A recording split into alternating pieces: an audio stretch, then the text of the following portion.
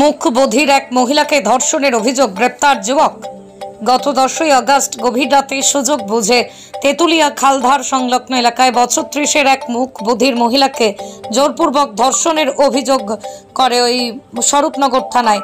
মহিলার অভিযোগ পেয়ে অভিযানের নামে স্বরূপনগর থানার সাদা পোশাকের পুলিশ তেতুলিয়া বাজার এলাকা থেকে অভিযুক্ত যুবককে গ্রেপ্তার করে গতকাল বিকেলে।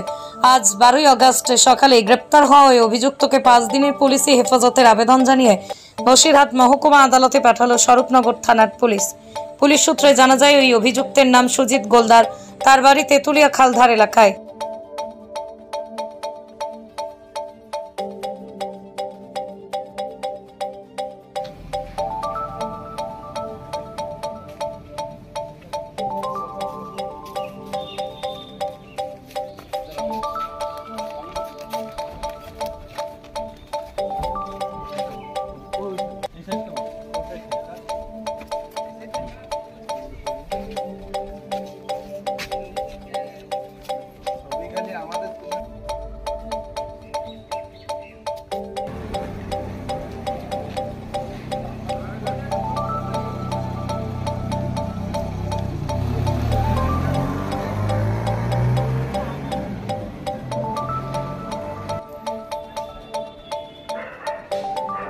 ভিডিওটি ভালো লাগলে পেজটিকে ফলো করুন, বেশি বেশি লাইক, শেয়ার এবং কমেন্ট করুন।